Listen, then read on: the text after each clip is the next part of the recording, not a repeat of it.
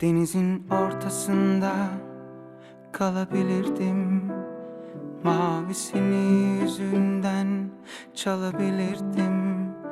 Durmadan sana karışır dağılırdım. Yaptım, öyle güzel yaptım ki. Şikayetim mi var sanıyorsun? Aşık olmak mı sanıyorsun? Ne olduğunu bulabiliyor musun? Ben bulamadım, öyle güzel ki.